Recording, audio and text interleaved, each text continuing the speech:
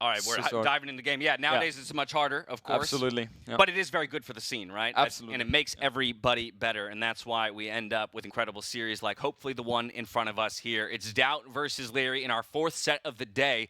We go into Rocky Forest, and already DAUT throws me a curveball, at the very least, with the Goths picks into the Byzantines for Leery.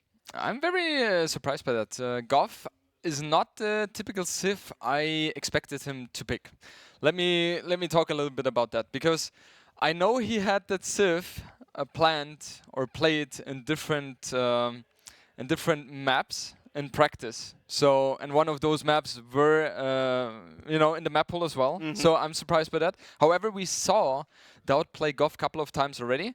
What he usually likes to do is the man-at-arm opening, which I talked about earlier. That one is very common on this map. However, people have been able to, work around that with a very fast uptime, go into archers, and then you kind of shut down everything. And then Goth will fall behind a little bit. So I'm really curious, especially with Leery Byzantines.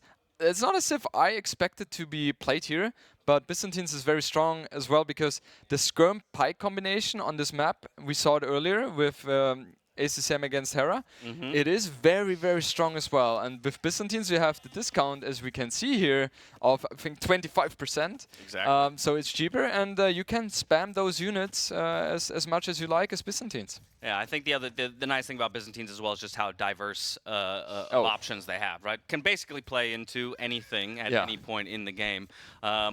So therefore, I think sights are set on early feudal age, right? Assuming that that man-at-arms is going to come through from DAUT, it's about how much damage can he do given the rocky terrain, and will Leery be in a position to either pre-wall on his wood line if he's gotten the space to do so. Obviously, you have to chop through a line or two of trees to get there.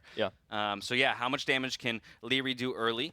Or rather, can DAUT do early? Can Leery weather that storm? But of course, if you go too late against Goths, that can get scary with the Goth spam on an open map. Exactly. Yeah. The thing is, Byzantines have the perfect counter to infantry units, which is the Cataphract. Right. So that's you couldn't ask for a better unit, because it's super strong against infantry and it's mobile. So you're very versatile in that regard.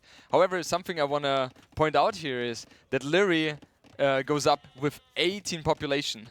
Like, wow. With these settings, 19 pop is considered super fast already. 20 is like the safe one. 19 super fast, and now Leery throws out the 18 pop. That's ridiculous. That's so quick. He's not on gold yet. So it is very likely we will see the trash spam here, Pike and Skirmisher from Leery.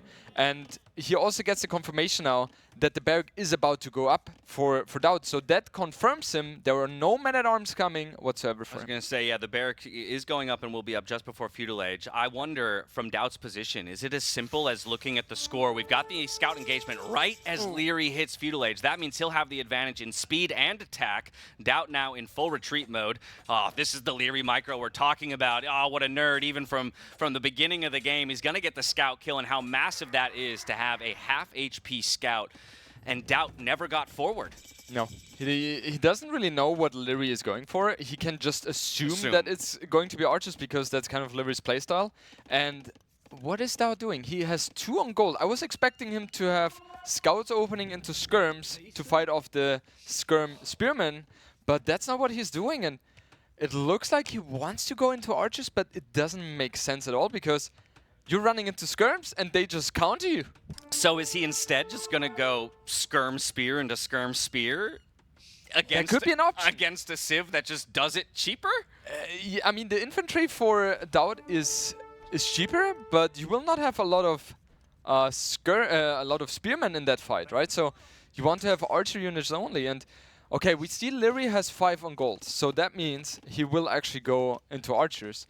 And DAUT will play now with the skirm. So as Leery's build was so tight, he had to first build the arch range and then the mining camp, because you just don't have the resources for that. But it works out fine for him, and I think that's better for DAUT, honestly. That he's going for archers. Started with that early archer, a couple of skirmishers behind that. Leery with the one with the initiative. He comes forward with a small force. That scout doing work against the skirmishers early. That's the value of it, and even forcing a villager to be pulled off of the gold to try and contest that scout. But Leery getting the better of the trades. The scout being half alive is such a huge factor, right? And we can see here, you will always have the advantage in those skirmish versus skirmish fights because the scout, you know, adds some good amount of damage. So, yeah, LIEREYY definitely has gotten the better of the start here. Both players without horse color, they got the wood upgrade, so everything as it is supposed to be. And now we have 6 army units against 2 only for DAUT, and we are talking about 2 skirmisher. Man-at-arm? Man-at-arm click now? That seems a little peculiar. I mean, I know you're seeing a lot of skirms, so a lot of skirms maybe, but then you're asking yourself, why not go into scouts at this point if all I'm seeing is skirmishers? Yeah. And my opponent's already on range units. It's a pretty easy swap for him to just add a few more archers in and deal with those man-at-arms. So a peculiarity in that tech pickup, but we do see that first man-at-arm in the queue, and we'll see what DAUT can achieve with it. I think back at home, you've already seen what LIEREYY is so good at. He gets those farms down while spamming out the range units, and his build orders are just so clean. He minimizes the number of units he needs to do maximum damage, and then at the same time, he's ecoing better than almost anyone in the game. Exactly. Like, I think LIEREYY is one of the very best if it's about economy management while putting on the pressure. Maybe he's in the top 2 or maybe even the best we have in the scene. He's just so tight in that. That's the same scout, by the way. Yeah, it's crazy, right? He finally goes down, but I think the scout has caused a lot of havoc. And the thing is, the idea of DAUT was, I force my opponent to go into skirms, and once we have that skirm fight, I will, in the meantime, transition into the man-at-arms, and then the hopes of him overrunning LIEREYY. But that's not a big problem for LIEREYY as he switched to gold much earlier. He can pump out the archers, and he should be fine in theory. Yeah, I think with his current force, right, he understands, all right, losing battle if I take this straight up, but that's fine. I have all this space. I can retreat back to my base while pumping out a few more archers. We see one in the queue right now, and DAUT understands I don't want to overextend with my man-at-arms. I'll drop back. We've kind of gotten to a bit of a stalemate game. Nobody's lost too much. DAUT actually with a small villager lead between the 2 players. 2 villagers, yeah. That's very healthy. DAUT now with fletching. LIEREYY had that much earlier, but I feel like he was not able to capitalize on the timing for fletching, right? So that was good for DAUT. And earlier we had a 6-to-1 army competition there. Now we have it equal 8-to-8 or 8-to-9. Yep. So the game has equalized pretty nicely. Yeah, without a doubt. So checking back in with the ecos to see which player is going to get the villagers onto food a bit quicker, make that race to the castle age where some real damage can be dealt. But it's all a balance, right? You don't want to over-index into the eco while losing the military fight. And here we have DAUT feeling like he has enough to push forward and pressure LIEREYY a bit. LIEREYY being very conservative, bouncing back to his buildings, getting those reinforcements out on the field now with about 6 skirmishers and 5 archers. That feels like a dangerous fight to take for DAUT. It is dangerous, and we just got the confirmation that there has been a second archer range added by LIEREYY, and I love that move because that way he will always have the number advantage, and the men-at-arms are never going to be capable of being closer to the opponent's army, and therefore I think LIEREYY is always going to be the guy who's going to dictate the pace of the game. And we saw DAUT using his biggest strength here, Dash. Yeah, the trade's still relatively even, but we just see those numbers climbing for LIEREYY, and part of that is the queue, right? He just has, he's got 2 archery ranges producing 2 units at a time. DAUT is still working on 1 archery range, 1 unit in the queue at a time. So absolutely, you're producing essentially twice as fast as your opponent, and so if you're taking equal trades, that's a win for you. Absolutely, yeah. And also, Byzantines have it a little bit cheaper as well, so it's always going to be beneficial for it. And we have 12 army against 2. At this point, if things are going bad for DAUT, he has to tap out of this one because LIEREYY is doing so much damage here, Dash. Yeah, and villagers against skirmishers, yes, that's an okay thing to fight with, but when you've got that pack of archers as well, now the villagers realize this is not somewhere we want to be. We have to retreat back to the TC, but LIEREYY's still finding damage. The villagers took a pause for a water break or something, and a couple vills go down. The GG is called 1-0 for LIEREYY there. Yeah, with the Byzantine play. Crazy. You know, that's the thing I mentioned earlier. LIEREYY is just one of the best if it's about specific open maps, specifically there. So I was a little bit worried for DAUT going into that one because that's not where DAUT really excels. I don't feel like Rocky Forest has too much of strategical patterns compared to other maps.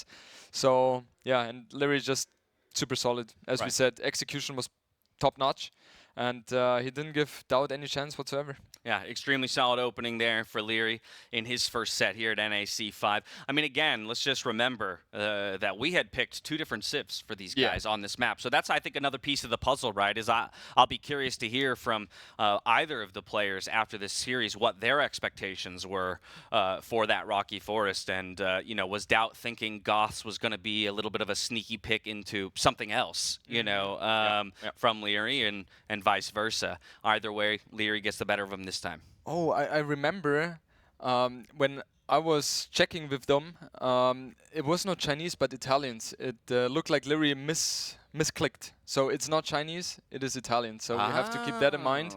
I hope I'm not spoiling anything here. But yeah, Byzantines on that map, yeah. So, I mean, Leery is very comfortable now. 1-0 lead. First game was not really close at all. It was a quick one, I would claim. Yes. And he knows exactly, okay, DAUT has his 2 home maps, I have mine. Yeah, but this is the scary version of Leery that I was talking about. Yeah. And especially when he wraps up game 1 that quickly and almost that flawlessly, right? Not really any mistakes to be pointed at there for Leery. I feel like he's going to take that confidence, and the momentum is what can be very scary. So, again, onus on DAUT, of course, being the loser of the first map. He will get the choice of which map we go to next. Very likely one of his home maps, though he has all 4 available to him if he wants. I think this is where I would say DAUT go to Copenhagen. Just a completely different style, it must be. right? It has to be. Absolutely. And DAUT is known to be the macro god, and on which map can you do that?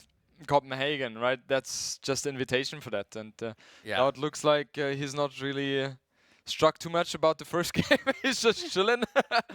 So yeah, you know, DAUT has been in that position quite some time. He's taking a zip and, you know, unfazed. Whatever happens, happens. And, another sip of Red Bull. Get that energy up. It's just game 1. We're in for a long set, my friends. So I had called Malay on this one. Malay? As my expectation. And remind me, you were thinking Chinese, right? So it's but it's Italians now. Italians. So, okay. But do you think then it's Italians on this map? Yeah. Okay, even still. I think so. Okay. I think that makes the most sense, but... Yeah, I'm also thinking Marsh Madness. Is it possible that DAUT picks Marsh Madness here? My gut feeling tells me no, Dash, because it's kind of similar. That's my fear. You don't want to play the same style map after taking that loss. Yeah. At least that's my opinion as a viewer. As a non-pro, I'm always like, if I lose in one style, just go to something different, shake it up. Sense. You can always come back. Yeah. I mean, Outcrop could be an option as well. Remember, you can also pick the home maps of your opponent. Outcrop is also more about macro-orientated gameplay.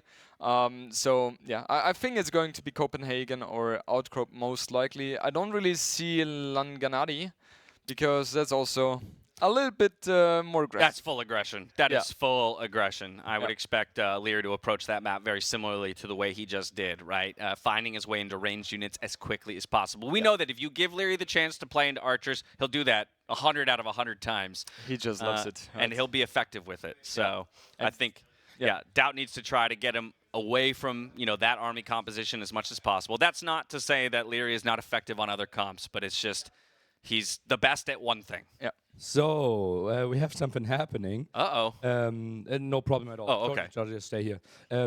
So Leery is picking Italians, which is not in his draft, but apparently he misclicked, and they agreed that it's fine to play Italians instead of Chinese, which is totally fine if they just told us.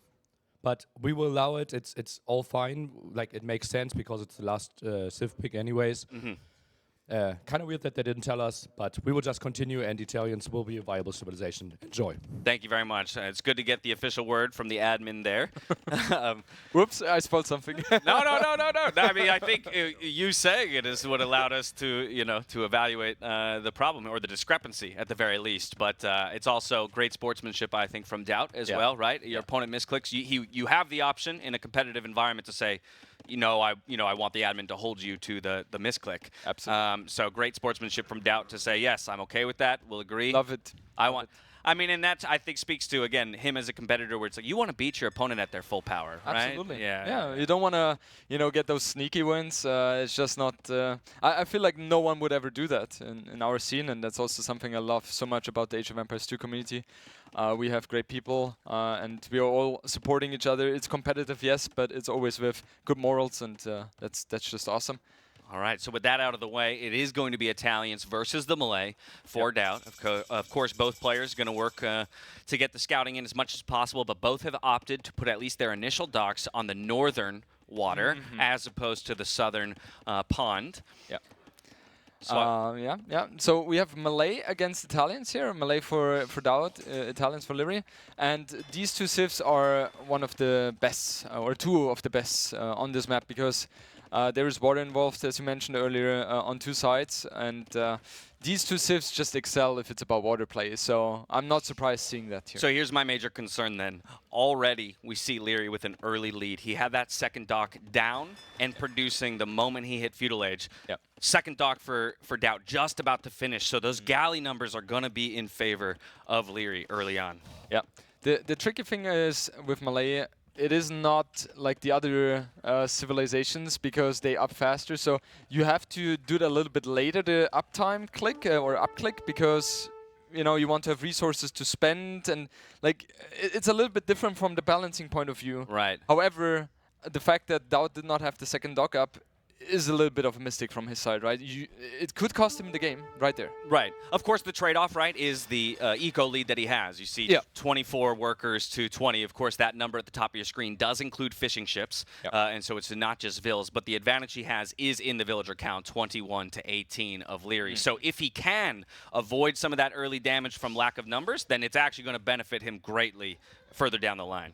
For sure, and that's exactly what we see him doing right now. It was very close. Okay, so LIEREYY comes in with the perfect fletching timing.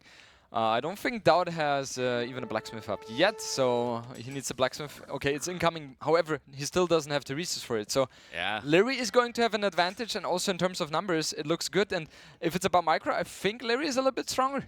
You would typically expect as much. It is 4-4 in the galley count, but as long as DAUT has realized that fletching is in, he's going to try to avoid fighting as long as possible. That said, he's getting himself cornered. Yes, there is an edge. This is a flat Earth in Age of Empires, and you don't want to fall off of it. You're going to have to turn around and choose a fight. LIEREYY actually being very tentative, and every moment he waits is another moment where DAUT gets closer to fletching. It just arrives now, and he's got more galleys in production. We're going to take the fight. It's 4v4. LIEREYY gets the first of the kills, but with reinforcements coming in, I think DAUT is going to end up in the better of the trades, as long as he's got the micro DAUT. But actually, the effort was there.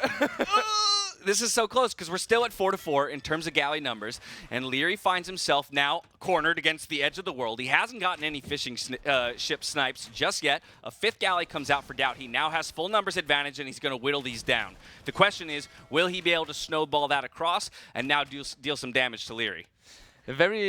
A good maneuver from both players here. I thought DAUT was going to lose so many more galleys, so he somehow managed to dance, close to the edge of the map. So that was very clutch by him, and he managed to have a good trade, I think. Right? It's 4 kills for LIEREYY and 5 for DAUT. So better trade here for DAUT. Massive trade to come out ahead in the overall KD, when what we talked about was LIEREYY having the military advantage. That's what he had put his early focus in this game. As Italians, let me get more ships and an earlier fletching.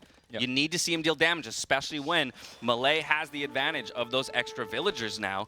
As long as DAUT can cleanly get to Castle Age, it feels like he's off to the races in this game. Yeah, absolutely, and he should be the one who goes up to Castle Age earlier, right? Because with Malay you up faster, so I don't see any reason why he should not. And both players. Oh no, DAUT actually has 3 fishing boats versus the 2 of LIEREYY, so his economy is going to be strong here. And DAUT enjoys the passive gameplay. And look at the resources collected. We have roughly 350 more for DAUT at this stage of the game. That's a big tell. It's an absolutely massive number. And here he has about 7 galleys moving forward. He'll run into 7 of LIEREYY's. So a little bit of dancing to happen here. We'll see if either player gets the better of the engagement. There we go. DAUT picking one off. 3 volleys is all he needs. I know. It's a different DAUT. This is the DAUT we're talking about, playing at the top of his game. Playing at the top of his game. Yeah, we had a practice game there, and he lost 4 galleys versus 0. So I'm surprised by that. I'm surprised by that. That's too good. Okay, Loom coming in for Leery. Now let's remember, Italians do have a slightly cheaper click up. Yeah. Right. So I think you're still correct in that DAUT, even clicking later with the faster uptime, should beat Leery to the Castle H, but it'll be rather close because of that that discount that the Italians get. Yeah, sure. I'm surprised that I have not seen a market yet from DAUT. That's very untypical. But we also see him winning the micro engagement against Leery, right? So that's kind of untypical as well. So maybe it's the untypical DAUT game. Yeah, quick, check Leary's base. Is there a market? Maybe they're maybe we labeled the What? There's a market for Leery! And DAUT does not have one. He has a stable. I think that was a misclick. I think the players are mislabeled. Yeah, I guess so. Yeah, DAUT is red and Leery is blue. Oh, yeah. This is incredible. This is incredible. I mean, it's been a masterclass so far here for DAUT on this map. Both players clicking up to the Castle Age, but you can see there just a little bit faster for DAUT because of the bonus from Malay. He'll get there about 15 to 20 seconds before. Still has better numbers on the water as well. Only one more galley, yes, but he's closer to his reinforcements and should be able to keep his fishing ships safe. Yeah, absolutely. And the numbers are in his favor as well, if I'm not mistaken, right? He has 12 versus the 11. So DAUT is cruising here. However, there's a big thing. Leery has moved also to the south side with Villager and builds a dock there. And DAUT, you know, he's just taking the shots. Yeah. He's just staring at his opponent and taking the shots. I was gonna say, well, this is the good thing about going up to Castle Age, right? You don't have too much to focus on, right? You're not dealing with too much of your eco, so that's the perfect time to take those kinds of engagements and make sure that you're keeping your advantage on water. But I do love the call out, as you mentioned, Southside Pond. Leery is the only player that's found his way there, so he may even be willing to concede now some of the topside pressure. Yep. And boom out on the bottom side. We'll see. I expect him to hold on to it as long as he can, of course, and maybe out micro a certain situation. But right now, it's all about DAUT and the numbers that he's building there. Lord DAUT, that is. Showing unnecessary sportsmanship to this unbelievable kiddos. Love that. I love those tweets. And guys out there, if you want to participate as well, hashtag NAC5 will make your tweet public here if you're lucky. Yeah, I was going to say, if production deems you funny enough. It's all about that. War Galley upgrade in for DAUT. We've got Bodkin as well as War Galley coming in now for Leery, but it's still only fletching. Exactly, and that's kind of the downside of Malay. It's very hard to get the balance in, and usually don't have as much resources compared to other civilizations, and yeah, the fight is going on here. Yeah, just now hitting the resources for Bodkin. We'll look for that click, but perhaps focused on the micro battle here on water, and it looks like now with that small tech advantage, Leery might be able to start evening out the numbers, and the KD still very close, 14 to 13 apiece, but Leery still feels like he has the initiative. He's the one who's aggressing, and for DAUT, just trying to hold on and extend that eco advantage up to now 5, as it was 3 in the Feudal Age. We can also see he's adding fire galleys, so he wants to shift over to land economy as fast as possible, but he also wants his opponent to invest as much resources as possible into the border, so he doesn't have the resources for booming. So it is a balancing act, right? And on that level, it's just about so small things. Everything is about optimization there. So let's see if Leery commits even further. We see him adding more galleys into the water play. So far, I would say it is okay for DAUT, but yeah, Leery will overrun him very soon. We see the strength of those fire ships as they push forward, but with only 2 and enough numbers in the galleys, Leary's able to eliminate them and start to push forward. But what a great find. Wow. That's stable. That's stable. Yeah. That DAUT got up, probably completely unexpected for Leery. The stable, or the scouts find the villagers on the southern side, deal great damage, and now DAUT's at least aware of that expansion from his opponent. Yeah, so maybe after all, Dash, do you think it was not a misclick? Was it intentional that he built the stable instead of the market? It kind of looks like that. I guess it was intentional. I guess it was intentional. Okay, here we go. Moving out for a TC as well. As you mentioned, DAUT looking to transition onto land for the most part, and so he's going to concede the top water section here. One interesting thing as well, as we see the battle finally on the water going in favor of Leery, this map spawns with 6 deers on the south side for every player, and usually what you do is you build a spear in Feudal Age to kill all those deer, so your opponent cannot get the food from them. However, if we take a DAUT's position, the 6 deer are still alive. So a little bit of a misplay from LIEREYY, because that's free food.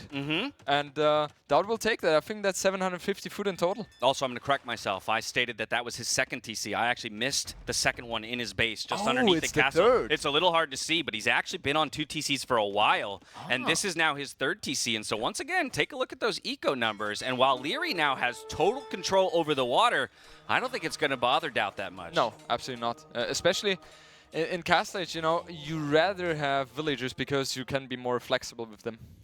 Yeah, exactly. And ultimately, while LIEREYY has invested a lot into his water his naval units, at a certain point, they don't have too much use. They can deny shorelines, yes, but if DAUT chooses not to go on water anymore, then in a sense, those are quote-unquote dead units. Exactly. I'm not going to call them useless, but you know, they're close to it. Yeah.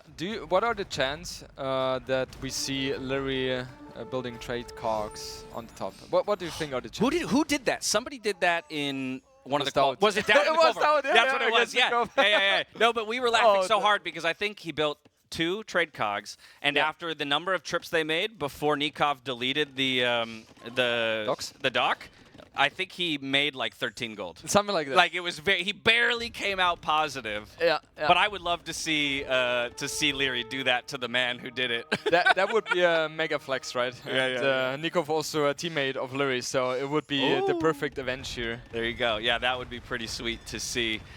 We'll see if he's feeling that confident, right? In the second game of the series. DAUT now up to 70 villagers at that, trying to figure out he's got a few karambits on the field. Interesting. Yeah, the good thing about karambits is they are the only unit in Age of Empires that take half pop space. So very interesting dynamic. It's obviously not the strongest. However, they're very good against monks, because with monks you usually want to convert the high value unit, and the karambit is exactly the opposite of it. Hold up. You asked me if LIEREYY was going to build a trade cog. Did you ever think he was going to build a transport ship? On the top? I don't know where he built it. Did he build it on the top? Where is it? We're not giving our spectator a good time here. That had to be a misclick, okay. right? Now, for the relics. For the relics. Okay. Yeah. Forgive me, everybody. I thought he was building it. It's like must be on the top because he already has one in the south. But okay, so we solved that riddle, and we see a very interesting TC from DAUT, the number 4. It is on the outside main forest, and I love the TC honestly, because so far I have not seen a placement there, and if I'm not mistaken, and you know, it gives you a lot of map control, a lot of safety, and now the conversions are coming in, but he's retreating, DAUT is, but it's not the biggest thing if you were converted, right? Yes, exactly. So in the Monk Wars, it's 4 monks to 1, but DAUT does get a conversion before this monk will eventually go down. Perhaps a second, getting some of his karambits back over to his side. LIEREYY looking to chase him away. That 4th TC, though, in the middle of the map, like you said, establishes great control, especially of another big wood line, right? Interesting thing about this map is there is plenty of wood, but there are really just 3 massive chunks of wood, and that major one in the center, along with 2 gold spots that could be crucial to control. Taking a look at stone counts as well, LIEREYY already at the castle value. DAUT not too far away. Where do those castles go? Usually you want to have those castles either on the stone, where LIEREYY is building it right now, to give you more security, or you go through the middle, which DAUT's doing. We have the answer. Oh god, we have the answer here, yeah, and I think with and he's going in. This looks so healthy for him, because he's faster than Italians with clicking up. So with the faster up speed, he's going to be at least 2.5, 3 minutes maybe faster than LIEREYY, and he's going to be able to apply so much pressure with the forward castle if it goes up. And we know exactly what DAUT is known for. Yeah, we said what he's known for. He's known for his castles, and he's known for them for 2 different reasons. Sometimes because they don't go up, sometimes because they do, and they can win him the game. This time around, the castle will go up, and DAUT will make it to the Imperial Age. Very healthy-looking resources here, particularly when it comes to what he's going to want to immediately produce. Multiple Trebs going to come out as soon as he hits Imperial Age, and LIEREYY's going to be in full defensive mode. Yeah, and DAUT, the first thing he's going to do in Imperial Age is build around 4 traps. That's his go-to thing. and I'm just impressed by the way he's playing here. It's just so smooth. He has currently 107 villagers versus the 81 from Liere. Wow, that's just such a big advantage for DAUT, and we see another castle in the front. This looks very dangerous for Liere here. Very, very scary. Again, giving himself a great double castle position to launch his attack from. Okay, Liere, though, says, I'm not going to let you get that one up so easily. While Imp comes in. Loom, by the way, just finished for DAUT now at this point. Perhaps why he wanted to move those villagers back before they got massacred. But there we have 3 Trebs in the queue for DAUT. I don't know what Leary's going to have in response to that, because at the moment, mostly ranged units. Yeah, and the thing is, about melee, they get the infantry armor automatically upon reaching the next age, so that helps a lot, especially if you have Karambits then against Castle Age. The unique unit from Italians, so Genoese crossbowman, here we have. So yeah, traps are out now, and we see a little bit of a fight here. Yeah, DAUT's gonna rush in, look for picks on the monks. The conversions do come through, all 3 monks getting a conversion, but all 3 monks will go down in response. Here come the crossbows, though, whittling down the numbers of the Karambits. So a good overall trade in terms of military numbers for Liere, but we have to remember how cheap those Karambits are, how little pop space they take, and ultimately, DAUT's concern is not necessarily his units, it's about removing these castle positions. Exactly. He has the position on the map. He doesn't mind to lose those Karambits in order to trade for a better position on the map. And we see, oh, wow, okay, we have to talk about that. So DAUT sees his opponent on range units. That's why he wants to switch to skirms in order to counter that. However, Liere is 1 step ahead and thinks about it as well. Sees, okay, what is the natural move from DAUT? Okay, he will most likely go to skirms. Karambits don't work. That's why I will go for cavalry. Yeah. Insane. So that's going to be, I mean, it's a huge play, right? Yep. It's either going to win him the game or he'll have lost it anyway. So it feels like kind of his last-ditch effort here to pull this one back. There are 6 trebuchets on the field for DAUT. Those castles are not long for this world, and we can see with only 1 trebuchet out onto the field for Liere, he doesn't have much in response to it. The Genoese crossbow might get a couple picks, while the trebuchets target the crossbows themselves. And so DAUT got to be a little bit concerned about losing too much of these very expensive units for free, but big Karambit numbers coming in now, looking for the surround on the Genoese crossbowmen. Another Treb goes down, still has 4 to use, and some of those elite skirms are in the queue. Watching those cav upgrades, because you don't really want to show the cav until you have the proper upgrades and the proper numbers to really surprise DAUT and maybe get a snowball going the other way. That said, he shows his hand right there. DAUT now knows. That's a big problem for Liere. A little bit of a misstep here as well. These calves had no business to be there. They didn't really provide any value anyway. And now DAUT knows exactly what is going to be the switch from Liere. Liere has done a phenomenal job booming up to 120 villages almost in the meantime, so that was very good from him. However, the pressure from DAUT is there, and he doesn't really have siege to push this back. He maybe has the right counter units thus far. However, we see DAUT is switching now to the pikeman halberdier switch. So it looks like DAUT is a little bit behind in terms of the tech transitions, but it is still completely fine as he has the perfect position on the map. Exactly, yeah. That's what the map position affords him, right? Is he can be a little behind because, yes, as you mentioned, even if Liere wins the fight, there's not too much threat that you're going to be able to blow through my castles before I finish the proper tech switch. And we've already got the pikeman now out onto the field. Or actually, he hasn't even produced any. He did get the pikeman upgrade. Yeah. And he's going back into archers and crossbows now. I wonder why. Maybe he thinks it's a debate by Liere? That could be the only explanation, because he has in theory resources to pump out halberdiers. Okay, he upgrades halberdiers now, so also produces some halberdier or barracks in the front, so he's making that switch available. But that's the funny thing about the highest level, I would say, because there are so many mind games, and sometimes you just show units like, oh, I upgraded that. Yeah. You have to switch into something else, but I only invested 4 or 5 units. Right. I do something else in the back. So, yeah, a lot of mind games going on there. But DAUT's population with 184 very healthy. However, Liere has done an amazing job to have a very high population as well, even though he has been kind of pushed against the Liere world edge. Liere entirely on the back foot right now. But here we go. Was that No, deleted. He deleted in time, which is great awareness from DAUT to not allow that castle to be sniped by the bombard cannons. But the bombard cannon's going to look for the snipes now on the trebuchets. There's one that goes down, but the bombards will go down in response. Now it's Cavalier versus Karambits, Halberdiers, and Elite Skirmishers. I'm not sure if Leery has enough in the tank to push this one back, but he's going to try. It's a last-ditch effort while the trebuchets work away. And actually, I think those Cavalier are doing pretty phenomenal work. It's about the reinforcements that DAUT can stream in, and with that, he's got too many numbers. Too good of an eco, too many techs. It's that 100% tech attempt by DAUT, and he's about to start rolling over Leery. It was so important that Leery wins this fight in order for him to get some breathing space, to be able to expand a little bit with his economy, with his military buildings. However, DAUT won that fight. He is pushing and pushing and pushing, and the military count looks so healthy for him right now. That said, only one trebuchet remains here on the field for DAUT. So as we were talking about earlier, actually on Leery's side, he was the one lacking the siege before to push DAUT back. If this trebuchet goes down, it is getting repaired currently, but if it goes down, the push stalls out a little bit. Leery buys himself a little bit more time to catch up in the techs, to catch up in the pop. The funny thing is, DAUT would have access to bomber cannons, but he knows exactly he will lose those against Leery's bomber cannons. Yeah. He doesn't even want to bother with Oh, the trebuchet goes down. DAUT is siegeless when another trebuchet comes out, but he's got to keep it protected. Yeah. It's strange because the population for DAUT is not on the level where I'd say he can steamroll, right? So Leery is hanging on here by a threat, and he's switching to Hussars, so that's really nice.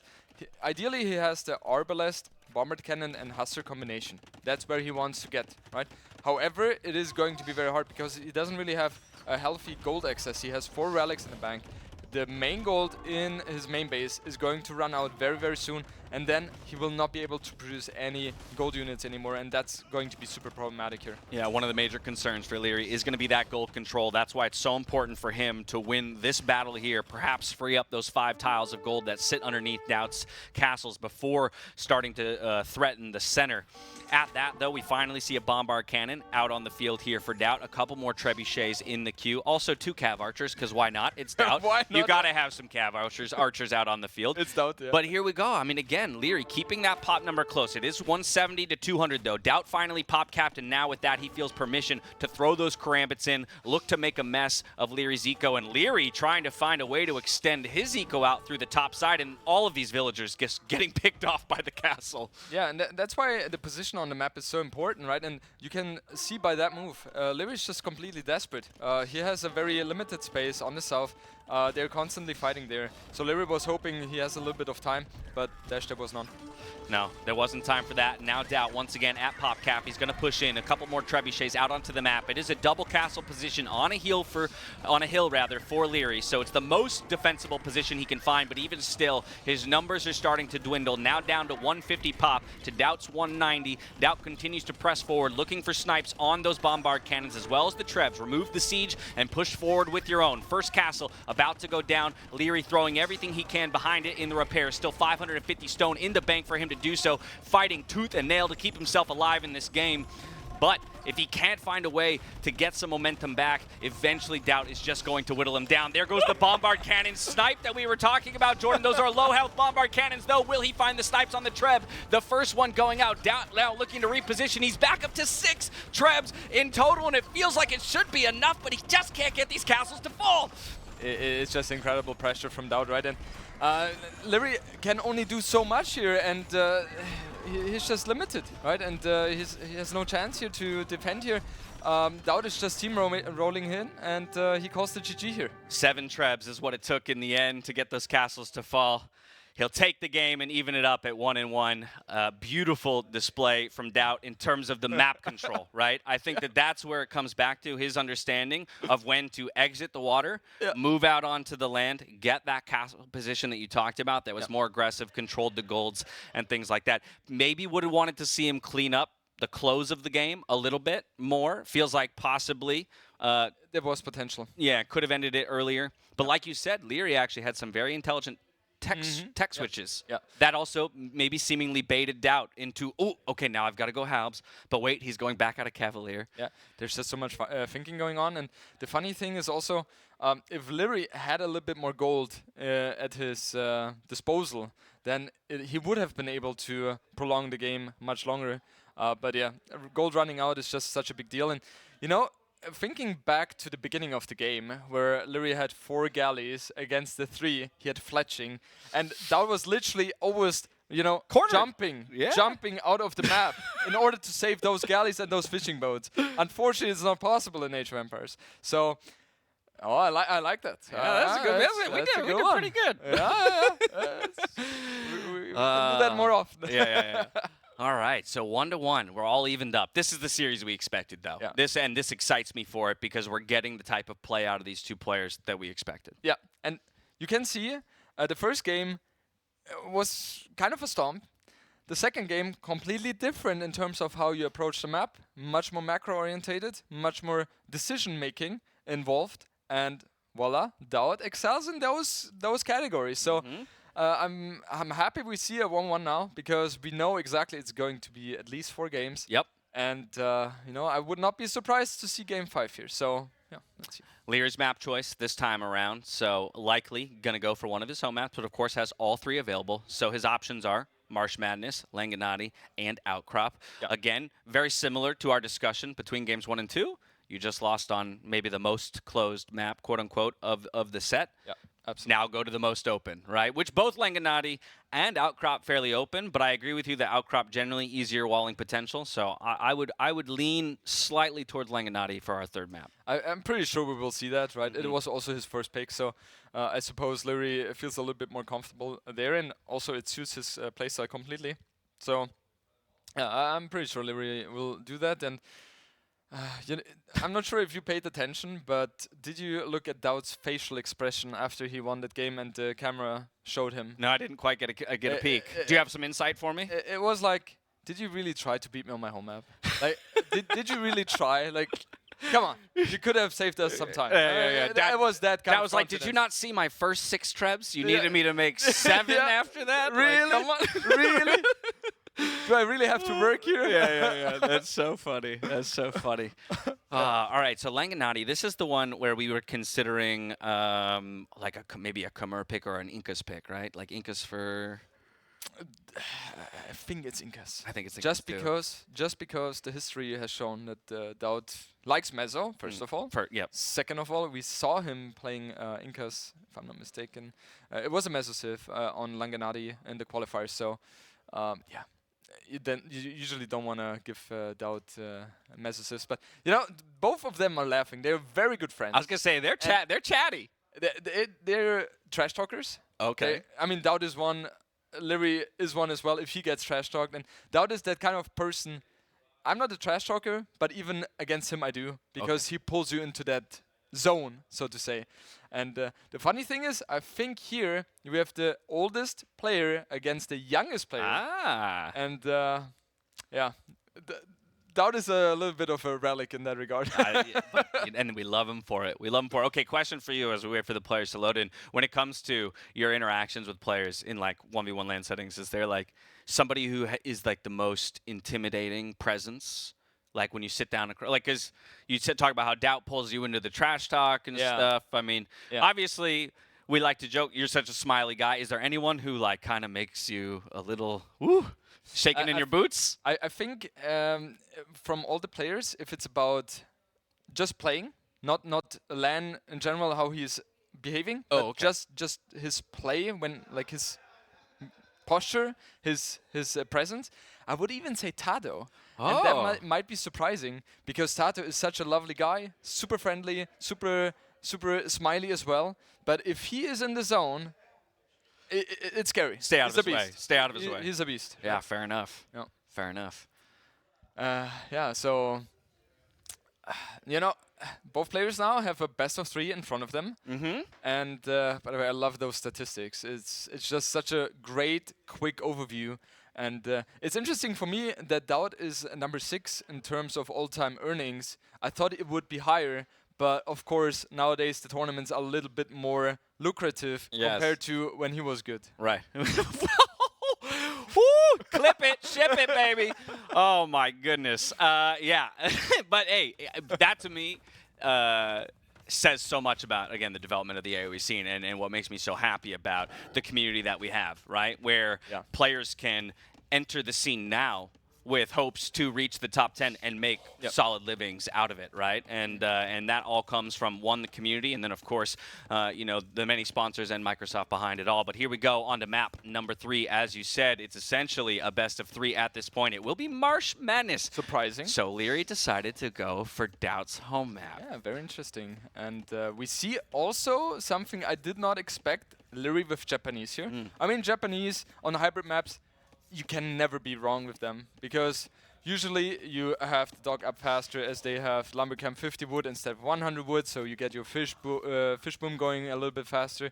Their fishing ships are a little bit stronger. They are a little bit more efficient as they gather a little bit faster. So a lot of things are working well here for Japanese. Also, man-at-arm opening can be viable here as well, and you know, talked about it. Infantry hits a little bit faster. Can even play knights, right, in Castle Age. Again, they have a lot of options when it comes to their diversity of play, and this is still an open enough map, rather, that they can be effective with any number of their strategies. But like you said, Leery already dock up. DAUT just going out for his now. We see the Boars come in as well. Both of these players with very tight build orders. And with Khmer, Khmer is not the typical hybrid civilization. As Khmer, they excel if it's about placing a lot of farms. On hybrid maps, you have the tendency to invest early on a little bit more into the fish, and then you add the farms for a better transitioning to the food economy. So Khmer doesn't strike you immediately if it's about hybrid maps. However, the big advantage Khmer have is that they don't have to build a barrack in order to get their stable or archer range out. So in theory, you're able to get the feudal army out a little bit faster compared to other civilization, and maybe that's something DAUT will capitalize on. Or, Oh, go ahead. No, I like the Orf. Yeah, there's one more thing about Khmer. Khmer, as they don't need the buildings to go up to the next age, we see every once in a while, not too often, but every once in a while, sneaky fast castle plays as well. With super low Tato, with very low economy. However, you get a early Scorpion out with a forward siege, you get a 1-2 knights out, and you're capable of, with good micro, okay, it's DAUT, so not happening, but just to finish the point, a different player could go for something like that. And there you have it, Loom coming in for DAUT, so perhaps looking to click up. After that comes in and get some scout aggression out. I mean, that's my question, right? Would he maybe approach this map while it's rather open in a way like the previous map? Maybe puts up a little resistance on water, but does go for that transition onto land early, expand his eco, get the map control, and try and win by surprising Leery in that way. Maybe bringing scouts forward again. We've got that kind of gravel terrain. You know how difficult it can be sometimes to defend against that. You can still wall in your wood line, of course, and both players have prepped the houses to do just that. But a lot of questions to be answered once we get to the feudal age. I think for Leery, it's maybe a little bit more known. Yeah, and the thing is, if we compare the previous map with this one, yes, there's water involved. However, big difference, there's no walls around DAUT space.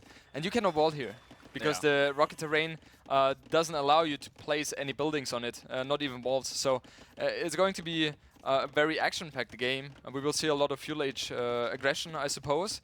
And it's all about army numbers. And as a player, it is so important to balance the water investment to the land investment to economy. It's very tricky to play this one. Both players making their way to gold. 3 villagers on gold for DAUT so far. Leery getting that mining camp back up at home. Leery did get the scouting info, though. That his opponent has already made it onto that gold pile. DAUT still trying to locate his opponent. Will do so shortly. Leery, the first to the Castle Age, though, immediately clicks on that double bit axe. And what will he go for first? It's actually going to be Spearman out of that that barracks, and a quick stable here for Leery as well. So we don't see the archer play from Leery, which I was initially expecting. I mean, Leery is that person you identify with an archer, right? So it's definitely interesting to see him going for something else. But Dash, as you mentioned earlier, Japanese can also play the Night Line, right? As they have access to Bloodlines. They did not have that a couple of years ago, but nowadays they have it.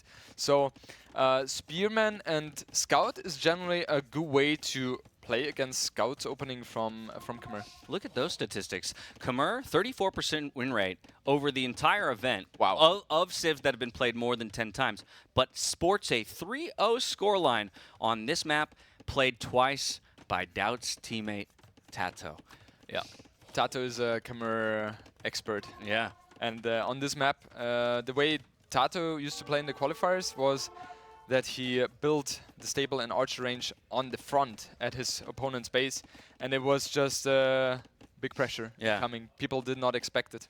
I was about to start questioning the 3 villagers on gold for DAUT because he's had them there for a bit. Just now, though, producing a fire galley, so we're seeing some of that gold start to be invested, along with more scouts out onto the field. The 4th one in the queue here for DAUT, and looks to snipe the villager over by the dock for Leery. But of course, that fire ship will come back and defend. The spearman going to get pushed away as well, as it looks for a kill on that fishing ship. Leery with 3 scouts forward, going to look for some damage, but DAUT already has those walls up around his wood line and has relative safety near his TC, so not much damage going to be found. And of course, Khmer also, even if you did, easy ability to jump into those houses and keep those villagers safe. Yeah, the thing is, Khmer are so good, especially at the beginning, because you cannot really deal damage to them with melee units, so it's really, really tough, as they can jump in the houses, as you mentioned.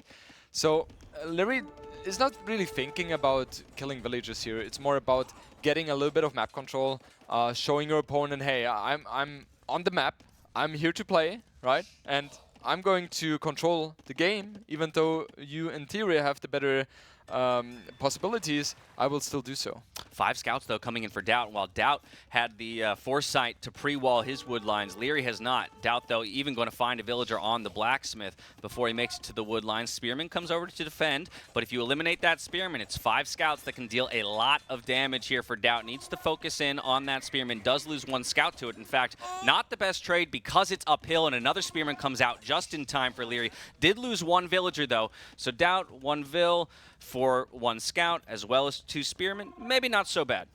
I think it was a good trade for DAUT, even though he lost a little bit more HP on the scouts than he should have, but also credits to Leery. He did a good job with the spearman and just walking back while reloading his attack, so to say. And where are we standing now? We have 36 eco units for DAUT, or for Leery, 37 for DAUT. Both of them are kind of contesting the border, but nothing major happening there. And we see some land shenanigans with the scouts and the spears here, but Leery is going to reinforce with those scouts, and it's going to be very equalish here. Yeah, another 1-for-1 trade when it comes to the scouts and the spears, but now DAUT realizes he doesn't have the numbers, so he's going to run back home with those remaining scouts, keep as much of that HP available to him as possible. Over on the water, DAUT was chasing back one of the fire ships, does get the kill in the 1-for-1 trade ultimately, so he'll be happy with that one. But that does mean that there's another fire ship coming his way to threaten his fishing ships. He'll have to be prepared for that. Yeah, and DAUT does what he does best. He found his friend. He didn't misclick this time. This time, there is the market. Right, so there goes the stone, quickly sold, and we see 800 food, 200 gold in the bank. Those are the resources he needs to click up, as Khmer could do it any time, but right now he's focused on the fight. Takes a solid engagement, scout v scout. Now, though, he's got to protect his fishing ships. It's a 1v2 battle.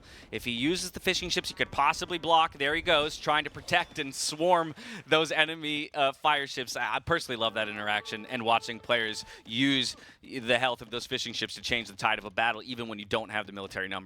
And I think it was not too long ago that it was introduced. So it's a rather new thing which people have figured out. So very nice shenanigans there. And I'm just thinking, you know, there's a little bit of actions going on, but just imagine DAUT losing this game, losing the next game as well if he uses the market, and then he has one game won where he didn't use the market. Wow, it might just imagine. We might be on the verge of a new DAUT, the evolution of DAUT. I cannot imagine DAUT before the market. Who knows? You know, there's a point. Well, right now he might need the market, right? Because he's losing his fishing ships at home. Yes, he's first to the castle age, and by quite a large margin, right? We saw Leery invest far more into fishing ships, and DAUT has found a couple snipes. Again, Eco KD is dead even. But there we have a couple of archers and spearmen forward going to harass that wood line, and now all of a sudden those walls are so much less effective. Still grateful to have the houses to protect those villagers, but he's going to have to come out with some land military to deal with this forward here from Leery that has pushed him off of gold and one of his wood lines. He has 30 on gold still, so no, that's not. Yeah, he moved forward. He went further forward for gold. he doesn't care. He doesn't care. He would say that is a Jordan move. However, as you mentioned earlier, that timing advantage in terms of castle age is so huge for DAUT. It's going to be around 2 minutes. And Leery really has to be cautious because he doesn't want to lose his archer mass here. Yeah, but a lot of idle eco right now for DAUT and the possibility to lose more villagers. We do have some skirmishers now trying to make quick work of those archers. Leery going to try and micro and retreat, loses one, soon to lose another. Now brings the spearmen over, though, to threaten those skirmishers, and now DAUT repositions back to the gold. So good defense by him, only loses a total of 1 villager in that whole engagement, and then once again reaching the castle age 2 minutes before his opponent. What can he get done with those knights? I think there is a lot of potential for him with those knights, especially if he goes to Leery's base right away. We see Leery's gold is exposed, also the farmers.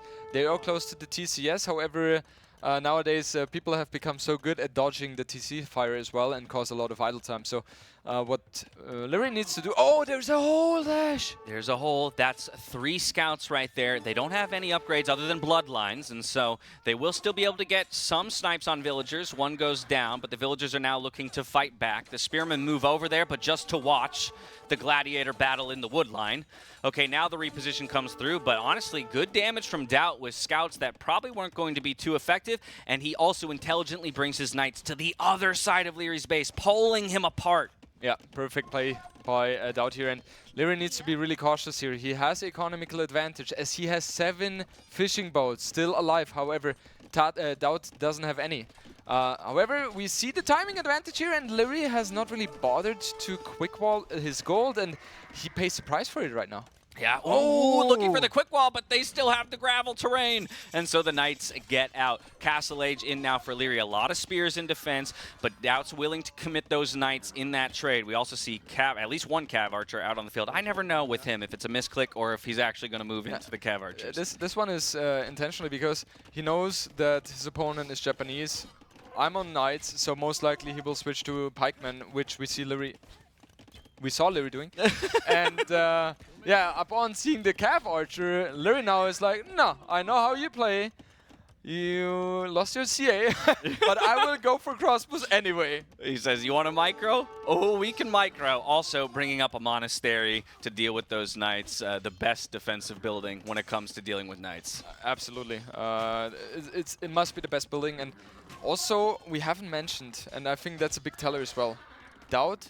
He has bloodlines, yes. He doesn't have any upgrades on his knights. No forging, no skill armor, and that's what he's doing right now. So Leery saw that, and he's also thinking at that stage, that's a nice one. Yeah. At this stage, if you commit to knights and you don't have one single upgrade, you're not going to commit to knights. Ah, well, but then, so does that obviously completely flip when you get to that first armor upgrade coming in? Because it looks like almost DAUT had that same thought. He thought about going into Cav Archers or ranged units. Then maybe in seeing the Archer numbers from Leery goes, actually, then I go back into the cavalry units.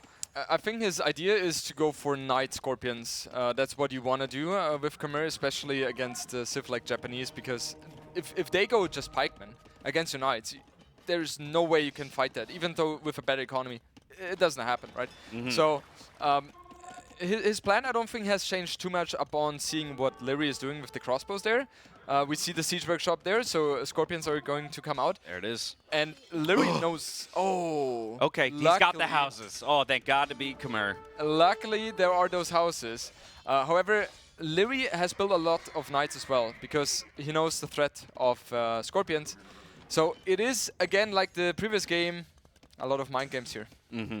And you can see an interesting prioritization in those upgrades, right? It was Leery who goes for forging on his knights, where DAUT goes for the armor. Kind of indicates to me that Leery does really want to use his knights to raid and look for snipes on vills, just be a little bit more effective in getting those kills quicker. Yeah, with forging you have 4 attacks versus the 5, and that is a big thing. And also, if you play against range unit, you want to prioritize the armor upgrades. But if you're against melee units, usually the melee attack is better.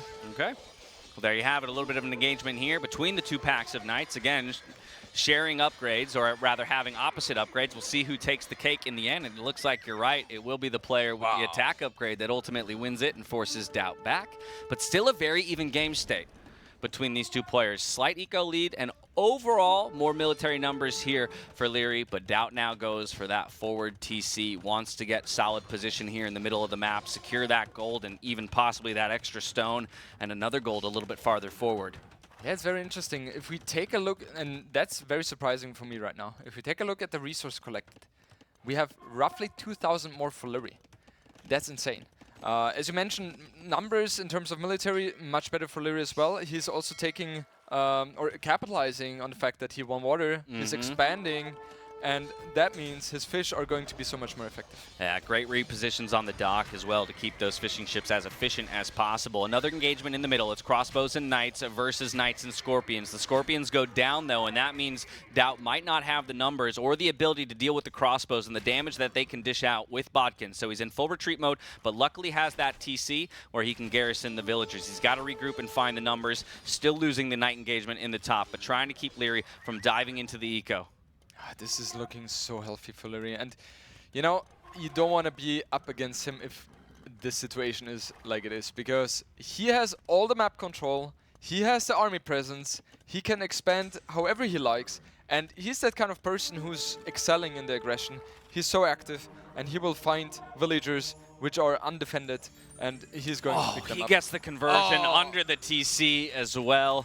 That's insult to injury right there, and now with the with the control of the center of the map, at least from a military perspective here for Leery, he's going to start adding TCs. Second one coming up. DAUT going for a third, though, up in the north. So looking to boom his way out of this one to a degree. And DAUT excels in that as well, right? He is one of the best if it's about accepting the pressure of your opponent and still managing to expand his economy in the back. So that's very nice. And one of the things which he does so well is, even though he has a lot of pressure going on him, he will just go for a counterattack, just split the focus.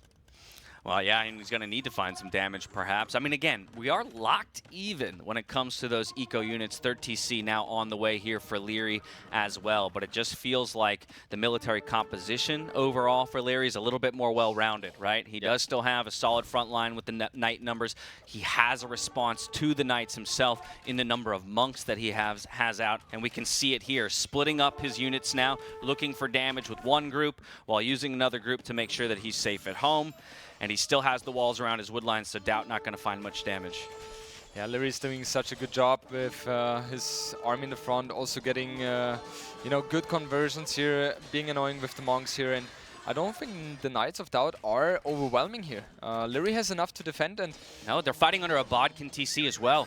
And DAUT calls it. With just one armor upgrade, exactly. So that's a GG. I mean, it did feel like he knew he needed to deal some damage. Having lost control of water, you have the feeling that the Japanese player is expanding significantly. Didn't feel like he could control the middle. So he goes for one attempt to deal some damage and perhaps find his way back into it, realizes it's over, calls the GG. He's ready to move on. Yeah. I mean, I think DAUT was a little bit unhappy with the way the game went. I think if you go with Khmer, you are kind of expecting to have the feudal age advantage and overwhelm, but I feel like, it's interesting with DAUT. It is his biggest strength, but also his biggest weakness. The market usage, he is usually very good in the timings. However, it can also backfire. First game we saw it. He sold his stone with such a horrible gold. He didn't even manage to go up. Yeah. Because he was overwhelmed. This game as well, he was using the market.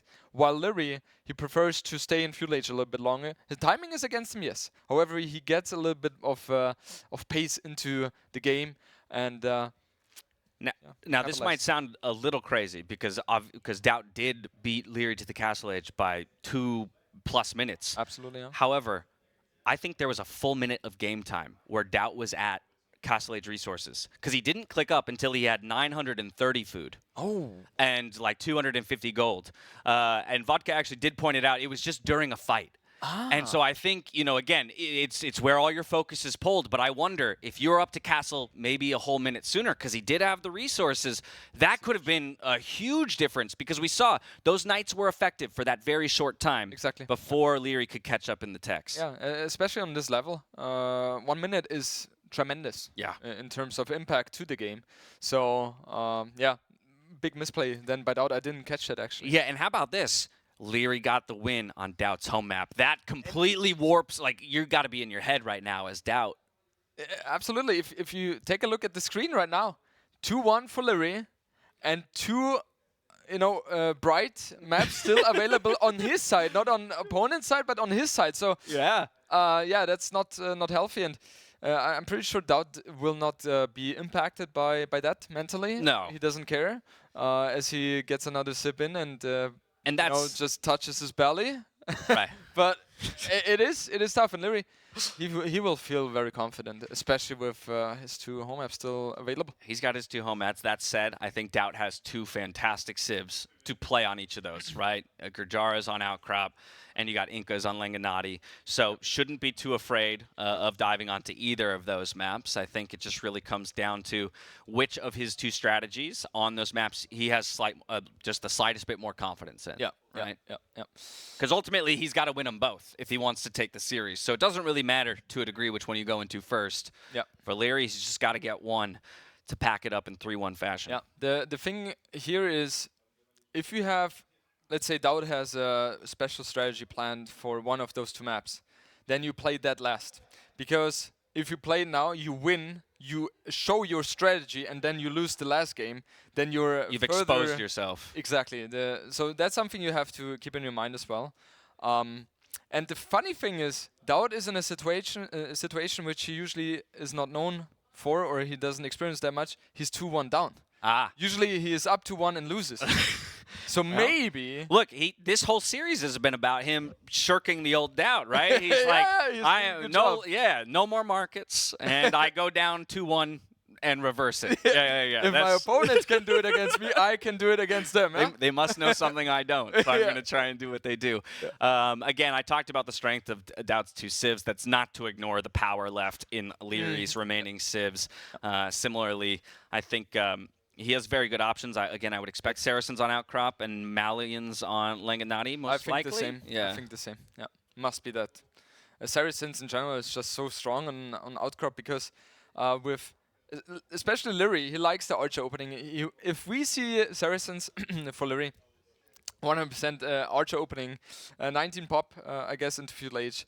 And then just, be aggressive with the Archers. You have timing advantages with Saracens as the market is very healthy for them. And now staring at his heart rate watch. Oh, he's checking 150? Checking in on the heart rate. He's like... Yeah, that was very afraid. The funny thing was yesterday we tested a little bit, and Mr. was asking, what is this watch? So he puts it on. Is 90 healthy? And I'm like, could be better. It definitely could be better. Not the worst I've ever seen, but maybe we all make an extra trip to the gym this week. You know, I wouldn't mind. And his face was the best. Like, I don't think it's normal.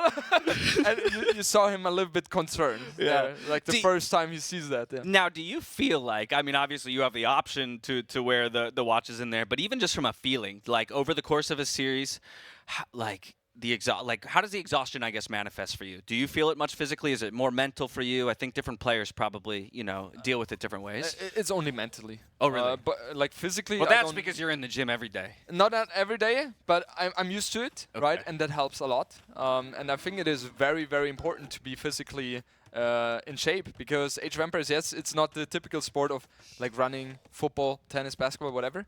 But it is on a different side, and still, it helps you mentally. Well, if we're going to talk about endurance, DAUT's going to have to display some endurance here if he wants to take it to the 5th game. He's got to get it done here and once more in the next to take the set in 3-2 fashion for Leery. He's got 2 chances to get it done. We're on to Langan, and it will be Malians up against the Incas. So no surprises in the civs for us here. But now I think becomes the question of the strategies, because just like in your set, right, we saw a commitment to water by one player and then a commitment to land by the other. Land won out that time around, but I don't know, if that's going to be the case every time. I highly doubt that. Like the game against Mr. was display which I have not even seen in practice. Like the timings were 100% perfect in that regard for me, and it was very unfortunate for Mr. In this case, with Incas, you don't really think about, okay, I want to wall in and go for unique units, right? Like Mr. Yo did with Malians. We will see him playing feudal, and we know DAUT, he doesn't like walls. And LIEREY, he doesn't like walls either. So we will see both players maybe a little bit of investment into the water, and but transition into a feudal army as soon as possible. And we already see DAUT getting a lot of HP away from his eagle. I was about to say one of the major differences between his civ and your civ is the fact that he doesn't have access to cavalry and instead has the eagles. But that does mean in the Dark Age he's going to lose out in that Scout v Scout war, and we already see the punishment in a way coming out here from LIEREY because he took that extra damage from the villagers around the dock, and now the Scout wins out. Wow, that's so good from LIEREY. It is so hard to micro that, right? You have to be so fast with the clicking, so you are actually, the game recognizes your unit to be the first to have the pathway there, and then he also has to click to attack. So it's really, it doesn't look easy, it doesn't look hard, but it is very hard. Yeah, I think, again, it's a tough situation for DAUT to find himself in, where he's getting that scouting information. Some people might say, well, wait, doesn't the eagle win out if you take the fight straight up? Yes. He does, if you don't have two villagers there that can walk over and add a little bit of extra damage. So at that point, he has to turn tail and run. He does as best a job he can to return damage to that scout there from LIEREY. And at least that scout will be less potent now for the rest of the game, but will still get LIEREY invaluable information. Yep. We see 19 villagers from LIEREY. I would say that's the normal uptime. 20 from DAUT, and that's a little bit too late for my taste, actually. We see some players even going for 18 villages here. And I'm that kind of guy who really focuses on that very, very specifically, because we're talking about 25 seconds discrepancy. Yeah? Oh! You got it. I pronounced it correctly. Yeah. If you were Dave, I would have. He would have found a way to tell you that you pronounced it incorrectly. Yeah. But no, you did it phenomenally there. And yeah, it is interesting, right? A slightly later click, but he does get an extra fishing ship out for it. I don't know how much that's going to net him. Again, indexing a little bit more into the food economy. 11 on food, actually, for DAUT, as compared to the 8 there for LIEREY. DAUT only on 1 lumber camp, by the way, so saving some wood there, where LIEREY did go for 2. Granted, Malians have the reduced wood bonus on their buildings. Yeah. We see something, as far as I'm concerned, we haven't seen so far. Man-at-arm opening from DAUT. We see 2 militia in the queue. A third one will follow, I suppose. He's a little bit late to the gold, but it should still be fine. And I'm curious how he is going to utilize those, because is he the 2 forward villagers? Woo! Okay, LIEREY, but interesting, because he actually gets the scouting information on the militia as a result. Looked like maybe going for some kind of a forward or a cheeky tower to range that gold. Instead, will retreat with the villagers. Yeah, it's abortion time for him right now, right? He sees the militia, is like, okay, I'm against DAUT. He will not have anything healthy for me on the barrack. And the thing which is interesting, the stable was at a degree where he placed it before he saw the militia. So what were these 2 villagers up to? Right. Well, yeah, that's why I have to imagine it was like a kind of a cheeky forward tower or something like that, because it feels like on a map this open, it's really dangerous to go for forward military buildings. You're committing, right, to all of your military being forward as opposed to back at your own base. We take a look at the water, though, and the first fire galley out onto the map is that of LIEREY's, but another one in response here from DAUT means, at least on the water battle, DAUT's going to win out in that trade, but LIEREY's just targeting the fishing ships, looking to do that eco damage. And he's not, like, LIEREY doesn't even bother with that. Oh, he even managed to get... Wow, he's still blocking it. Will he get a third one? No way he pulls this off. Okay. Wow. Ooh, that was about to be like play of the tournament right there. One health fire ship. Absolutely, because if you take a look, LIEREY is not on gold, so his intention was solely to get the fishing boats. He didn't intend to win the water at all.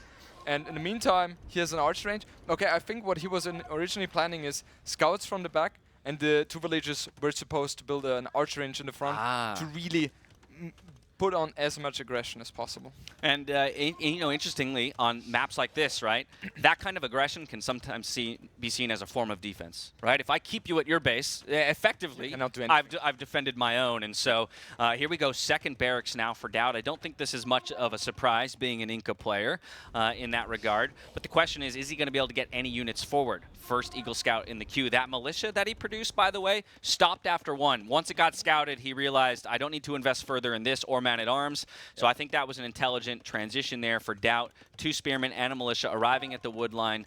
Leery doesn't feel so threatened that he needs to go for any kind of quick walls just yet. And look at this walling from DAUT. Super conservative, straight to the TC. Yeah, very smart play by both of them.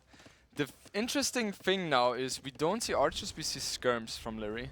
So skirms in general are not as scary as archers. And this is going to be a big problem now for DAUT. He just has to abort the entire position. Yes. Because, yeah, abort. You got there. I let it slide earlier, my friend. I'm not Dave. You got to remember, you're casting with me, not Dave. I also saw chat. I saw a lot of people there. I was like, did I use something wrong? Dash didn't say anything. I wasn't going to call more attention to it, my friend.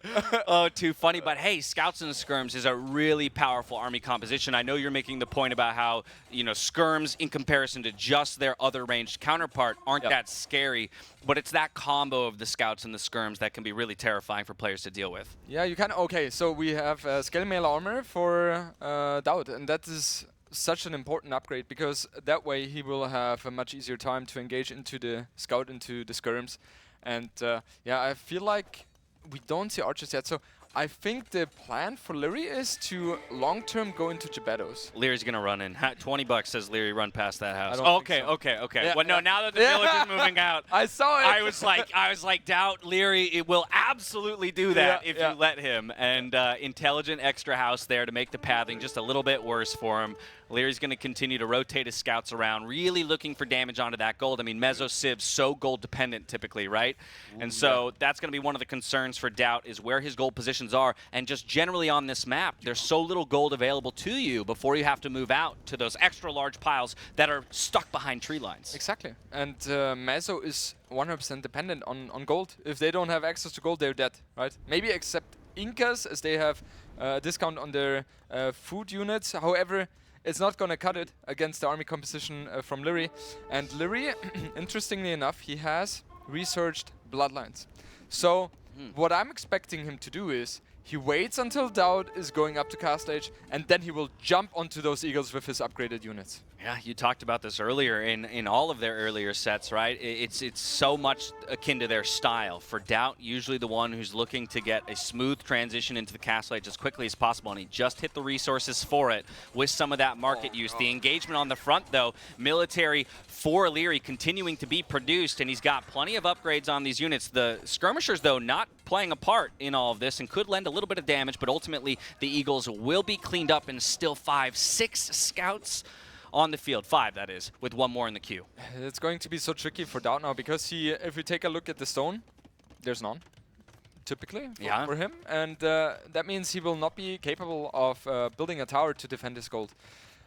Eagle Scouts are produced super slow in fuel age, so DAUT is going to be in a very tough position. However, DAUT has 1 on the field right now. 1 on the field, that's nothing. Right, he has 3 barracks, that's good for him, yes. However, it will take some time for him to get the mass, and usually you want to reach the cast age with a certain mass of eagles, so that's not ideal for DAUT. However, he's up to cast age, 1 minute remaining. He's up to cast age, does have 200 gold in the bank, right? The gold is the more reliant resource to get those Eagle Scouts out, but he still needs to maintain control over these 2 gold piles to keep that production up. You can see Leery understands that as well. He's going to harass as much as he can while DAUT looks to make it to the castle age. 45 seconds and counting. Leery just clicks up. So again, map control for Leery, but faster castle time for DAUT. DAUT's done a pretty good job of not losing too much eco. Yes, 4-2 is the eco KD, but it's not the worst. Mezzo Civs can do a lot with a little in terms of, you know, small food numbers and just packing villagers onto gold. Yeah, absolutely. I think the most important thing right now for Leery is he gets a confirmation of what's going on. And now he has to retreat, and he needs to ensure that there is no hole in his wall, because he needs to delay the push from DAUT for a couple of minutes. And in Castle Age, he will 100% go for the knight play because he's not on stone, so we will not see Jabados from him. It will be full knight play. We see the confirmation here, second stable being added, and I love what Lier is doing. He's even stonewalling because he wants to play it super safe here, Dash. Yeah, absolutely brilliant. And the walls, I believe, are completely up, even all the way to the back wood line. So DAUT playing primarily melee units is really going to struggle to break through those walls, considering stone over palisades and things like that. And that's after investing into squires, into the Eagle Warrior upgrade. Now he's even looking for more damage against buildings. So it's full pedal to the metal here for DAUT. He's looking to run over his opponent. Even has researched arson right now, so he wants to put as much pressure as possible. And Lier currently is still waiting for his Castle Age time, right? He has a good engagement against 2 villages and 1 eagle. He's going to win that one, obviously. But 2 eagles are, you know, attacking a house, and Lier really needs to pay attention to that. Yeah, gonna have to have some repairs. DAUT attacking 2 sides of the base at one moment. But again, great positioning with those scouts from Lier. He's preventing that villager from getting forward. It's very clear that DAUT wants to get a forward position, possibly a siege workshop to start working away on those walls and really threaten Lier, because all he's working with currently is those Eagle Warriors. Of course, the villagers now in the Castle Age, slightly stronger, right? Does have that armor upgrade, and so that's going to allow him to come forward a bit, but now Knights on the field. DAUT doesn't have the numbers. He keeps trickling units forward. That's a big issue for him, and you know, we see a lot of low HP units from Lier, and that's the thing. With Mezzo, in general, I favorize DAUT, but Lier is so good with pulling back the units. Him and Hera are the 2 which do it the best, I feel. And I think Lier will feel comfortable. DAUT really, the most important thing for DAUT right now is to get army mass. Because in the low amount army fights, it's going to be beneficial for Lier all the time. Okay, there we go. We see DAUT move out to the wood line, because I was about to say, well, yes, important for him to get those numbers up. The next thing I'm worried about, Jordan, is, again, Mezzo Civ running out of gold. And ultimately, Malians, they have so many options, right? Yeah. And so there's, I think, more of an onus on DAUT to break through those wood lines and get himself more access to gold, also to get these walls up before some knights come streaming through into his base. And now, perfect timing for Lier as well. He gets a confirmation that his opponent is switching to the Spearman, and that's exactly what he needs to do. We see the Pikeman upgrade incoming right now. You need to do that. You don't have the gold on the map to constantly produce those eagles right now. You don't have the access to that. So it will take some time, and I'm really curious how Lier wants to respond to it. Does he go for forward siege workshop? Does he transition to Jabados? It looks like that. Okay, he sees the villagers, so he knows where DAUT has relocated to try and get himself some access to gold. Vodka, when we have a moment, if you could just tell me how much gold is left in DAUT's base as we see the pikes pushing the knights back. We've got 460, 550 gold remaining. That's all he's going to have to work with until he breaks through these wood lines. Yeah, we're talking about 11 eagles here, right? So that's not a big thing. No. And it's such a big thing for Lier that he has scouted the right side. So I think the next 2 minutes are going to be very, very important here. Absolutely crucial here for DAUT to either find some damage or, again, at least to get himself some more ground. We do see that TC coming down, so he's trying to lock down the wood line and the gold over there, but takes a horrible engagement in the process. Gets absolutely cleaned up by the knights, even into the pikemen. Lier happy to take that trade any day of the week. And what is he doing? He's pulling back the weak knights and the weak light cav to heal them up with the monk, and then raid with the full HP ones, right? So he's happy with that. And most likely he will prepare a castle here, as he has foreign stone, or he's booming, I'm not sure. The thing is, you can drop a castle forward, and then all the effort from DAUT is going to be denied. That's a really great point. So we'll see which one he decides to go for with those villagers on stone. Okay, that's a slightly better trade there for DAUT, under the TC fire, and being able to use the more cost-effective units like pikes trading into knights. That was a surprising fight by Lier. Honestly, there was no reason for him to take that fight, and DAUT very happy with that one. And also these two knights, they were so on the verge of dying here. He did the thrust! He missed. Why was he not hitting? I don't know. Yeah, that's the Fire accuracy that of the spearman. Yeah.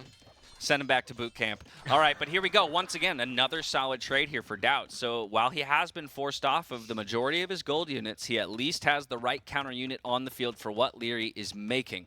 Now it's up to Leery to find the answer. He's going to go for that second TC with the stone that he picked up. Or rather, did he just buy it? No, that's sold food. But a second TC for him, a third TC now for DAUT in the back. So DAUT going to continue to boom, and at this rate, actually, it's starting to look like he might get access to that gold back. Yeah, absolutely, and I'm surprised a little bit Leery is not on stone anymore, and we see another engagement. This should be very, very good for Leery because monks are there. He has a little bit more and also stronger units here, so DAUT has to retreat and abort the situation. Yeah, at the end of the day, the pikemen also only have, you know, a forging and the first armor upgrade, right? They're not even fully upgraded at that. TC, while it is able to range those knights, has no fletching, so it's not going to be terribly destructive. And Leery takes yet another fight where he will come out ahead in terms of the numbers remaining. Did lose a few very valuable units, though, in the knights, but has the map control. Yep, we have 16 military units against the 7 of DAUT. So DAUT is in a very tough position, and I don't really understand why he's so eager in fighting, because it is so much easier to have efficient fights if you're the Eagle-Pike combination, if you have more, right? 40 Pike Eagle against 30 Knights is going to be better than 10 Eagle Pike against, I don't know, 8 Knights, right? So I don't really understand that move too much, and Leery is just, the only thing I miss from him right now is the Siege Workshop forward, because that way he can mix in Scorpions, Mangonels, really put the pressure on the TC, and then, you know, DAUT is paralyzed then. Yeah, Mangonel or two, a Scorpion or two to deal with that infantry would be fantastic for Leery, but either way, he thinks he can get it done with just the cavalry units and the monks. Throwing away a couple light cav to pull the pikemen away as he snipes villagers. I love that movement there by Leery to make sure he does a little bit of damage and gets most of his knights out safely. Yeah, beautiful execution. Also was splitting with those light cav to circumvent the pikemen here from DAUT, and was able to pick off the monk, and the monk is just the most valuable unit in this case for DAUT. And we see do I like it? I personally don't like it. I found it interesting. Against other Mesosivs, yes. However, against Incas, not so much, because they have access to slingers. However, with knights, long swords, maybe it is fine. Yeah, it is an interesting play, as you say.